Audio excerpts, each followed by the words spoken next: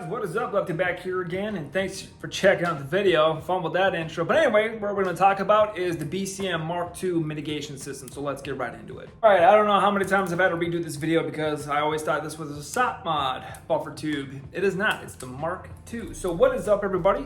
We're going to be talking about this baby boy here, and I believe by the transitive property it also includes the A5 buffer system. Basically an elongated tube to slow down or to elongate the recoil cycle of your AR-15 with buffer tubes and all that fun stuff. So this is going to be kind of a quick little overview slash first impressions of the buffer tube and the spring system.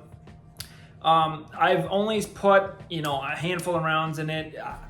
I really want to do other stuff with it. I want to put it on longer guns besides just this 11.5 here, but that's just kind of my initial impressions, and I just want to see if it changes in the future and stuff like that. So I'll try to stop playing with the safety. But anyway, so like I said, this is on a BCM 11.5 gun on the upper, arrow lower, and then again the Mark II mitigation system. So these things I've always kind of were interested a little bit. For the most part, I think generally speaking, most of the buffer tube slash recoil stuff that you can get for AR-15s are not really snake oil, but they're sold to do like a whole lot of shit that they really don't do. And for my kind of experience with this one so far on the 11.5, does it do anything to the recoil system or the recoil feel of the gun? Yes, but not that much. So basically, from what I can kind of explain it, it goes from being kind of a Glock 19 feeling recoil where it's a little bit more snappy to a Glock 17 recoil where it's just sort of the same recoil, just a little bit slower and a little bit more pushy, less snap, if that makes sense. I mean, does it do anything in terms of the recoil to make it like a laser beam? No, and I'll try to roll in some footage of me shooting, I think doubles at like 20 yards or something like that. I did take it out to 50 on a half size target. It is still pushing me just off of the target. At 20, honestly, probably 40-ish yards and in, you can still maintain target. I mean, you might pop off of it a little bit, but anything well within that 30-yard range, no problem. So what did it do before? Basically the same. Like I said, it just sort of elongates the recoil feel, and it's not as snappy, but it's still as pushy, if that makes sense. And honestly, it might be detrimental to the recoil. I haven't really played with it that well. What I want to do is get two different lowers. Unfortunately, I only have the same buffer tube, so this will be easier on a 14.5 where I don't have to take off the fucking the pistol brace to remain legal and all that fun stuff. But take the same rifle upper, throw a normal commercial stock mil-spec buffer tube on it, and then throw this on it, and then just kind of see what that recoil system is.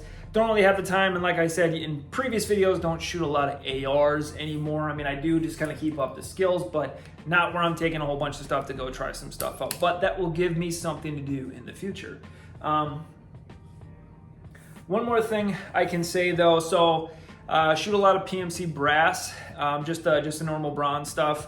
I do have the X-Tech stuff that's a little bit more hotter. In the video, I'm either shooting the X-Tech PMC or I'm shooting like old Lake City Federal brass. I don't really know which one it is.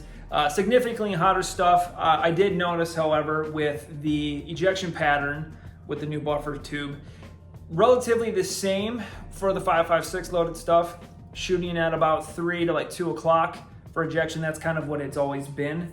One thing I did notice with the PMC bronze, going from it, after putting the buffer tube on, the ejection changed from like a 3 o'clock-ish to a 4 or 5 o'clock-ish. So it's still essentially, basically, it's barely cycling the gun, right? Because that ejection pattern, but it feels significantly more punchy than I think it should. Now, our BCM 11.5 overgassed? Absolutely. So again, that's just kind of my experience with it. If you get a smaller size gas port on, let's say I've heard Geisley 11.5s are a lot better in terms of gassing, for example. Your mileage may vary, but this is my example on this.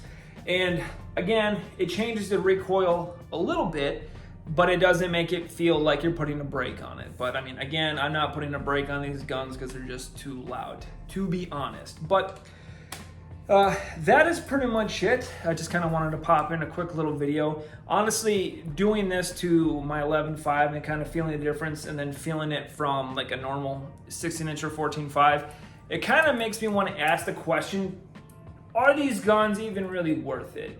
You know, and I think that'll be a kind of a separate video, and honestly, you know, talk about kind of some fun stuff like that. But I mean, so basically just kind of close it out. I mean, these things run for about $100. I got this cheaper.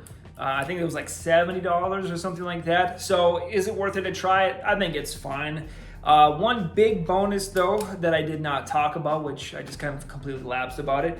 Regardless of the mitigation and the recoil and all that fun stuff that, you know, the A5 and the BCM things give you, one big benefit to it being a longer buffer tube are for pistols, because the longer buffer tube gives you one extra slot.